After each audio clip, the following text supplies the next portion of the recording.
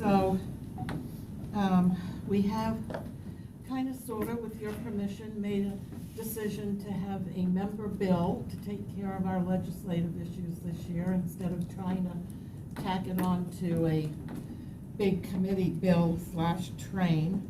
The issues that we want to address are having the mayors, the 2 mayor appointees, be able to designate another elected official to come to the meetings, because so often they are either out of town or out of the country. And we want to be able to, in our committee meetings, take a vote to recommend further action to the board. Right now, if we don't have a quorum, we can't vote. So we're hopeful that that will pass muster, because there are examples in the statute already where other big, large statewide boards are able to do that. And we want to be able to eliminate the CCC from the requirement that they fall underneath us. And I don't think there'll be any objection to that. And that's kind of sort of it, correct, Ron? Yes, ma'am. And so with your approval, if we can just build a consensus here that we're all okay with that? Yeah, we would like a quorum, that's fine. Correct, that's why I said consensus rather than vote. And we'll just move forward to make these comments at the big board meeting, as well as convey to everyone that as far as we know right now, with where we are in the first iteration of the rough draft of our budget, we'd like to continue to ask for 1.5 million, because there are no guarantees that we'll have recurring revenue. And in my personal conversations with Representative Sprouse, who is poised to become leader next year, doesn't look upon recurring revenue very favorably. So we'll be making that suggestion to the board as well. And I had a question for you, Ron, that we kind of moved around in our minds yesterday. After Sprouse and Simpson, where does the focus for the legislature leadership, where does that go? What part of the state? Renner, which is kind of the Jacksonville area. Okay. And then the Senate's yet to be determined. Okay. It's either going to be Travis Hudson out of kind of the Jacksonville area, or it's going to be Senator Pasadomo from the Naples area. I think most people right now kind of see Pasadomo as the front runner, but the 2020 election could come into play in that leadership battle. Okay, so that just brings me to an issue that we talked about amongst the staff a few days ago, and that is, what steps can we take as a TBARTA board to shore up our focus on all of the counties that participate in our TBARTA region? And by that, I mean, what makes it very difficult for us to stay focused on Manatee is the fact that Manatee is in District 1 and we're in District 7. And if you remember from when we first started with TBARTA, the secretary from District 1 used to come to all of our meetings, and now he doesn't, or she. It was a man, I don't know if it still is it. And so, you know, is there any way that we can just move them into District 1? I think that's a conversation that Manatee probably needs to have amongst themselves first to see where they want to reside potentially. I mean, if Manatee pushes back, it would have no chance. So I don't know if you want to talk to maybe the board member from Manatee to kind of see where he may be and see if that's something that their commission would be open to. Yeah, having been involved in DOT from Transportation Commission, each district is pretty well happy with their own set of rules and circumstances. So I don't know they would necessarily want to do that specifically for this purpose. That obviously we can get around those issues with potentially having additional folks interact with them. And my understanding, David, maybe you can clarify too, I think we have an interactive role with Manatee County and some of their wants and so forth. Yeah, it just occurs to me that, you know, they're in our statute because of Galvano. And as he moves out of his leadership role, I just wonder how long we can keep that focus going with Manatee. So it's just a thought. Put it in the back of your head and you can keep on talking. Madam Chair, I'd have two quick comments too. On funding, I think it's great we're saying the 1.5 million, we're being consistent, going back and asking for the same number. As we talked about, this does not need to be a part of approval by the board, but I would encourage us to go after non-trust fund dollars if we can. There's no guarantee, obviously, but going after some version of non-recurring and recurring revenue. The trust fund dollars have been problematic because of all the issues we talked about at the last meeting, which I won't bring up again. Going after some version of even if it's non-recurring, the strings are attached to that, and you know the potential matching dollars and some other things that could come up with trying to use the trust fund dollars. Those are eliminated if we use non-recurring dollars. So that's number one. Number two, on the TBARTA bill, I think we start with these three issues. These are the only three issues that have been brought to our attention by you as a committee and as a board. Allow us to go off and get bill sponsors. The good news about doing our own bill is if another small issue comes up in the next 6 months we want to address, We can stick it in. you can stick it in with board approval and committee approval as well. The only other issue is the corridors bill, which David and I talked about this. The what? The corridors bill. So that's the Galvano bill that, you know, looking at the Oh, three that. different toll roads. Yeah. There's dollars in that bill for $10 million that can be used for transportation disadvantage funding. The way it's drafted today, TBARTA technically would not be eligible to go after those dollars. What we want to do is if those dollars become a reoccurring opportunity, is going in, and again, I don't think this needs to be a part of our legislative agenda. I think we can just be opportunistic, is to go in and change it to where just adding that regional transportation organizations would also qualify to work with TNCs, Ubers, and Lyfts of the world to potentially come up with unique and additional opportunities for transportation disadvantaged dollars. So I just heard you mention a word, words matter, and you did say, tell me if I'm wrong, that should that 10 million keep on coming as recurring money, that we should go ahead and try to take action to be part of that. So my question is. It's a grant opportunity, it's not. No, I hear you, but my point is, if that is predicated on recurring money, what are they doing differently that maybe we could do to get recurring money? Those are trust fund dollars. And they're recurring? They're trust fund dollars they've earmarked specifically for this program. Right now, it's not recurring. Right now. Oh, I thought I heard you say it right, was. Right now, it was a part of the bill, and it's a 1-year opportunity. We fully expect, since it was a Galvano priority, it's gonna come back again next year. And again, I'm not sure if it's gonna be recurring or non-recurring, but they'll create the program again where people could apply to get those dollars as a grant program. Got it. Okay. And basically what they did is they redirected. Remember a few years ago, they redirected some of the license plate and registration fees, and they redirected those over to general revenue. What they did is they redirected those dollars back to the trust fund, and this year they've earmarked them for this program. And again, we expect them to come back next year and do the same thing. Got it. Any questions? I thought I heard someone come on the line. Do we have someone on the line? Hello? We might have lost Cliff. Cliff was on earlier. Cliff Manuel? He might have gotten up because he said he was on his way here. Right. So maybe he's coming up.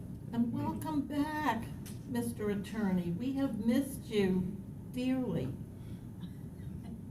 Just look at me and grin. I've been back for weeks. Oh, well, I'm not, and your face hasn't been here, so welcome. Thank you. Okay, anything else for the good of the order? Okay, then we are off We the, have one action item, but we can't vote. correct? You could, by Make the consensus, presentation. kind of offer an opinion. Oh, the lobbying services agreement, ha ha. I just gonna play. Look at his eyebrows go up and down like Groucho Marx. You remember that? Oh, you're too young. I didn't remember that, though, so yes. So, Thank you, David, for keeping like to say about our services agreement? Well, I'll let Al kind of talk you through what, hopefully. I know you're there, just, I Will, didn't. will happen, but hopefully that you and the board have been, hopefully satisfied with the, our relationship, and more importantly, I think the customer service you received from us, and more importantly, I think the outcomes we had from the 19th session. Okay, I heard you. We'll take it under advisement.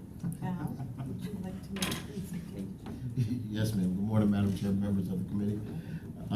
Last year around this time, Good morning. at your request, BMO brought to you a short list of state lobbying services and different payback opportunities for those services. In October 26th, the governing board approved the piggybacking from PSTA's agreement with RSA Consulting. The current fee is $7,500 a month, funded by local contributions. In June of this year, PSTA exercised their option with RSA. And that's the reason we have to bring this back, because we did a one-year agreement with RSA, contingent on, if things were going well, that if PSTA exercised their option, that we would have the ability to piggyback once again. And that's what I'm bringing before you this morning. The fiscal impact of this is $8,000 per month and funded by local contributions. The recommendation is award another one-year agreement to RSA Consulting Group LLC. I'd like to mention that next year, PSTA will be bringing back their last option renewal period, and around this time next year, if things are going well, we'll probably bring that same action item to you again. Or if there's any questions, I'd be more than happy to field them. I don't have, do you have any questions? No, I would just like to, I think Ron and his team have done a fantastic job. I would, obviously we can't vote now on a committee, but I strongly favor keeping the existing status quo. Cliff? Likewise. David? Couldn't agree more. Okay, I agree, and in the spirit of full disclosure, had grave reservations when we went forward with RSA, whenever that was, quite some time ago, and I have to fess up that they have just gone above board to allay any of whatever concerns I thought I had, and I couldn't be more pleased with the responsiveness and the attention to detail. That said, you know, perceptions become reality, and I know in many different chapters in my life, the word lobbying has stuck out as a buzzword to get folks that are in opposition all cranked up about us. And I think we would be better served if it could state something like state advocacy services. The reason is local governments and their contributions get a lot of anxiety over paying for lobbyists. And you know, there were all those discussions when Corcoran was speaker, et cetera, et cetera. And I just think it's a way to avoid it. But that's only my opinion, and if my colleagues don't agree. I concur with that. State advocacy probably is the more dated and appropriate. Because what they are doing is advocating and educating on behalf of us who can't be up there full time talking to these people that gather from all over the state. So, I just yeah. have a question, and I'm certainly in favor of your suggestion. From a legal standpoint, since we're piggybacking off of PSTA's agreement, I would be interested to see how their contract is titled, to be sure that there's consistency with what they call it and what we call it. I have their, That's a and great thank you, point. David. I have PSTA's contract here with me, and it is an agreement to furnish government relations and lobbyist services. That's what it's titled. So if there's a different title on the upcoming agreement, I would work with General Counsel for both PSTA and TBARTA to see if there's language that he would be willing to change it to. As long as the scope of services and the compensation is consistent, I'm not that worried what we call it. yeah. But the most important thing is the scope of services. has to be the same. But I like the government relations words as well. I think that's even more specific, because that's really who your focus is on, is government relations. So how about we say government relations and lobbying? Yes, ma'am. Does that sound good? Is that all right with you? You? You okay? Sure. You okay? Okay. Thank you so much. And if there's nothing else, then we are adjourned for the good of the order. And then, what are we doing about the policy committee? Is Melanie gonna be? I got a chair today. Oh, yay, you. Is anyone else calling in? Do you know? I don't know. I would I like to check. believe Commissioner Kemp indicated she was going to call. Okay. Then we'll wait a few minutes, I guess. Yeah, give her a few minutes. We only have one action item, so it'd be nice if she could call in. Are you on finance? I am. I will excuse myself for a minute then. Okay. And Chair Holton, you're on finance as well? Yeah. Yeah. I would like to suggest that, I know we probably don't want to do anything now till the end of the year, but that after we do our board appointments and all of that, that we find a different way in which to have our finance committee meetings, because so much of where we are right now is driven by our financial strategy and numbers, and it's very difficult to cover where we've been, where we are, and where we need to be in 30 minutes. Yeah, and I would almost indicate, to your point, that the finance committee ought to schedule probably separate meetings and not group all these together. Well, because So we there are no time have limits. spent hours over the last 2 weeks, Debbie and I and David, and out of respect for your time and availability, we haven't tried to, schedule something here. But it has been almost a full-time effort, wouldn't you agree, Debbie? Well, finances are. Well, you're, life. yeah, but, in terms of just understanding it, and dotting i's and crossing t's and working with FDOT, it's a lot, and I'm gonna be making some suggestions when we have our meeting. And I would think flexible hours too, given to the preferences of the financial committee members should be taken into account. We don't have So to have a maybe set you can time give that for some this or thought, that. Cliff, and figure out what would work best for you. I could participate, as long as it's scheduled, I can be there. Okay. I mean, it's convenient to have committee meetings on the same day as board meetings, but not so important that we want to overlook anything. Well, and the other thing is, if you try to do it before the board meeting and you know that there are changes that need to be made, it's impossible to get it all ready for the full board and be noticed properly and all of that. So I guess we could maybe do phone conference too. What we could do is extend this to be an hour just to allow greater discussion, and then maybe quarterly have little workshops. But a lot of what we need to do from a financial aspect is gonna be driven by strategic plans from the board and staff. Yeah, So for me, what would work the best, if it were possible, is the workshop environment, which doesn't require votes, could be email and phone calls to prep for a committee meeting. At a committee meeting, you should really be pretty much through that. correct. And that's. So the strategies that y'all come up with, the workshops, participation at that level, David's office sending out emails about key decisions that need to be made, and then the committee meeting could be more about ratifying the work than doing the work. But that's up to you, Madam Well, Chair. to that point, Cliff, I find it incredibly complicated because it's not my wheelhouse, and I think there's an educational component that needs to overlay why we make the strategies that we do, because when you try to talk about that in a big board meeting, people get lost because they just don't know enough. Wouldn't you agree? I mean, look how hard we worked yesterday, and we still, I dreamt about it all night. The first and only thing we did, right after I was appointed to the board, was Finance Committee. It was a mess.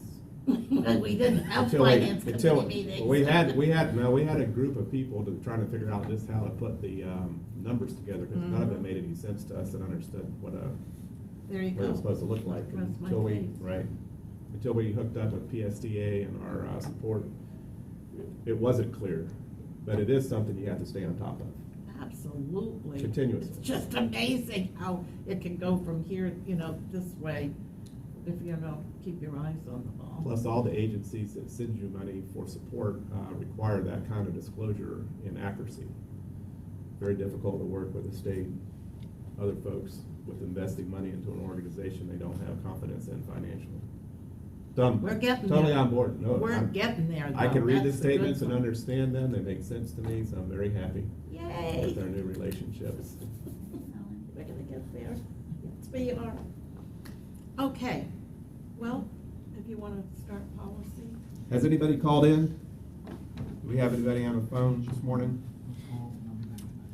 And nobody here or anybody here wanting to make public comment? I'll call our policy committee meeting to order. We have one action item today. We have no policy committee discussions other than the benefit plan that David's going to go over with you all. It's a background we've discussed in a couple of different perspectives, and I think he has a good approach to moving forward. So David, if you can kind of update us on what we've worked out with PSTA on this benefit, I would appreciate it. Yeah, good morning, everybody. Just a little bit of background about where this came from. It becomes apparent to people after they join TBARTA that our benefits package is fairly limited and more expensive to what folks are accustomed to from previous employers, and it's really due to nothing more than the fact that we're such a small organization and we don't have the purchasing power of larger organizations with more employees. So I tossed out the suggestion to staff to explore ideas for improving our overall benefits package while reducing the cost of premiums. So, and I can't recall who came up with the idea. I can't take credit for it. I think it was Melanie and Jennifer probably brought up the idea of talking to PSTA about the package that they offer. And so PSTA contacted their all their insurance providers, and I have to admit I was as skeptical as anybody, because in my experience insurance providers provide coverage simply to the employer's employees, and I didn't think, since TBARTA employees are not members of PSTA, that we would be eligible for that sort of coverage.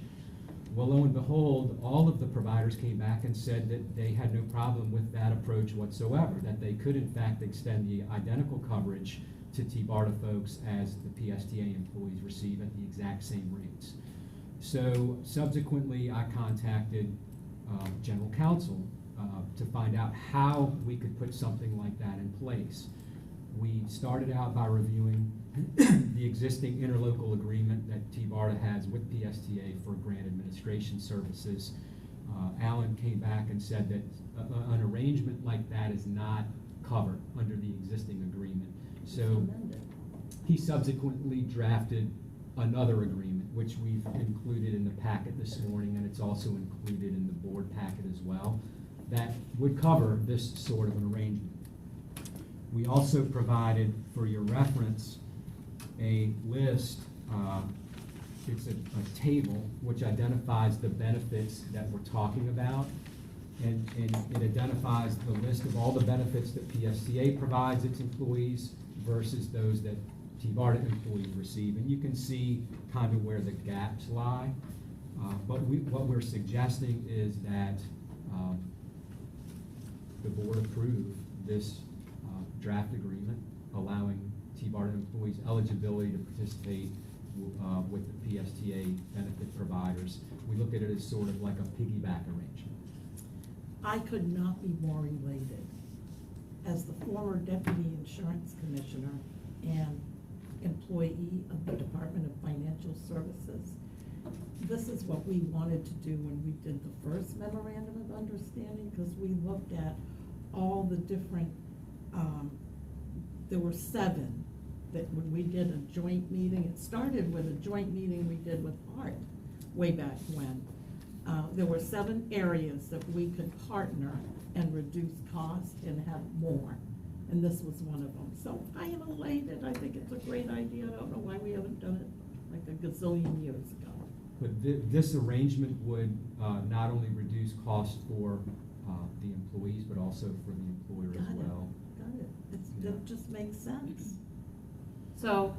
We can and have even discussion Alan and likes input, it. but we can't vote this morning on this Correct. again because we're a little short on quorum, but any board input, policy committee input? Yeah, I reviewed this with David as well on a cost benefit analysis, total win-win. I have no, that seems like a no-brainer to me to do And Commissioner Long, you're good? So by I'm consensus? elated. And Melanie offered her support as well. I spoke to her about it before I realized she wasn't able to attend this morning, and she wanted me to convey her support for this. I mean, what is the downside? There isn't one. It's No, just the all only- positive. So the only thing that David's gotta be careful of or watch is when PSTA is up for renewal, he's looking at their renewals to see if he wants to continue on whatever is being renewed. So just as they renew their health insurance or whatnot, Well, you it'll know, be the part of your prices are package, gonna right? probably go up. They never seem to go down. Right. But you just need to be checking because if PSA changes the program and you don't like the program that they're going to, or the coverage that they're gonna be providing, you just need to be attuned to that. Generally in October, they're going through their renewals. So there's a little, We're partners, Alan. We know how to dance together. I know, I'm just saying that I just wanna note that we're gonna need to look at the renewals that PSTA goes through every year. and make In the sure agreement that- that we have through this relationship, we get notices and updates like that, or it's a phone call he has to make, or how does the? Well, I believe the I mean, I know we're getting them right CFO, now, the for sure. CFO for TBARTA is also the CFO for PSTA. I Yes, think, that I works. think. It's a follow-up file, as I call Yeah. it, so when we come up for this, because we are partnering on this, we'll actually probably have someone from TBARTA sit at the table so they can understand. And what I do here at PSTA is on a quarterly basis, provide updates on where we are as an organization, of course, not only TBARTA, as to how the claims are looking, et cetera. We offer a lot of wellness programs, Fitbits for people in 2 out of the 3 plans that we have here, as incentives to become, you know, I don't know. you're not in one of our plans. You'll get one if you join. Something else for me to join. Okay, no, I think it's great. Good job, everybody. So that was the only item on our policy committee today to discuss other business or any other informational items from committee members. Otherwise, we can adjourn the policy committee. Excellent. Look at that. Back on time, ahead of time. Can't start our board meeting now, though. I know, but we have a We can do the finance We committee. have a finance committee. Who else is on finance that's not here? Melanie, do you know? Who knows? Commissioner John Mitton said that he's gonna be here. Do we know if he's gonna be here? I think he is. He's probably, Commissioner Reggie Bellamy. But it's been advertised for 9:30, right?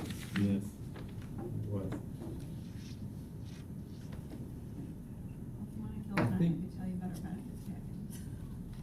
We can talk about it. We actually offer three plans here at. Okay, so just so we know, so are we, we're continuing policy committee then, even though you technically. The other was because- noticed at 9:30, we can't. Yes, We you can can't continue start policy, or we legis- can- You can't start finance, but. We can continue stay in policy, sure, keep it open. Fine, let's visit. It might be. We got some time. I'd like to Okay. listen anyway, so. PSTA offers 3 plans to their employees. We have, what I call the buy-up plan, and it's based off of, we have a base plan and a high deductible plan. Several years ago, we decided to offer options to our employees. And all 3 plans have the exact same benefits associated to it. The only difference is, on the buy-up plan, which is our old plan, you're paying less for, like more, the employee pays more, but you're also paying a little bit higher co-pays and less deductibles. Most of our employees sit in our, what we call our new base plan.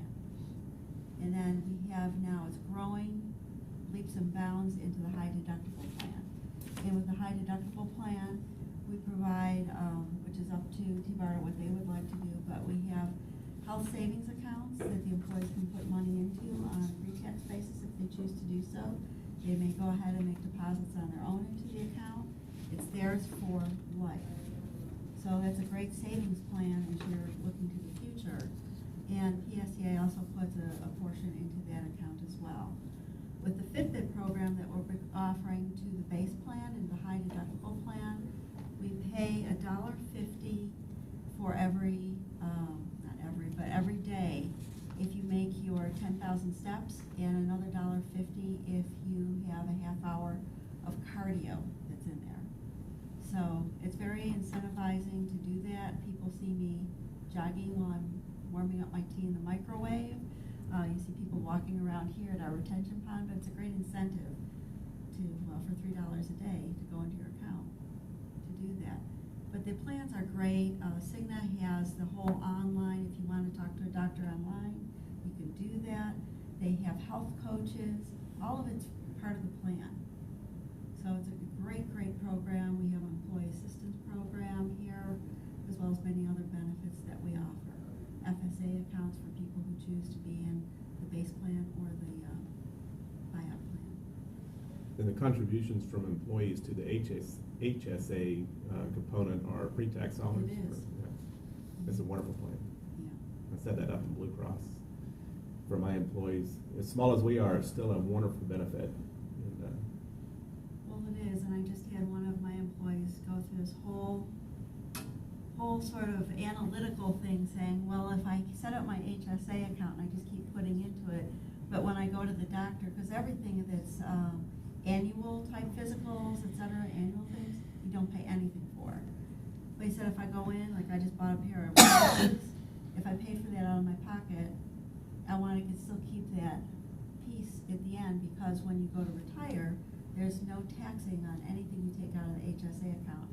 We all know we're going to have some medical as we continue on in life.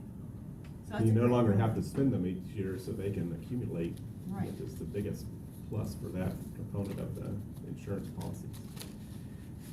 Excellent. Any other things that we need to know about what we? No, but I did want to put that out there. We offer 3 different types of plans depending on people's appetite for what they want out of their pocket. We thank you for the opportunity to be involved. Look forward to our updates, and I don't think there's anything else to discuss, David, unless you've got something employee-wise that you want to bring to it. So we will adjourn now from our policy committee meeting, and we can take a break for those who'd like to. Do I have a motion? Second. All adjourned. Thank you. See how easy it works when you don't have a quorum? Reconvene here at 9:30. Yes, 9:30. That'll let our, I think John's on his way, so we'll pick up another board member.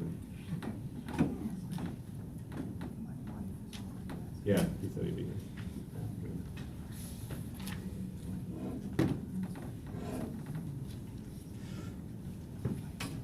Oh, absolutely. I don't get the number of memos, but I will have them all here.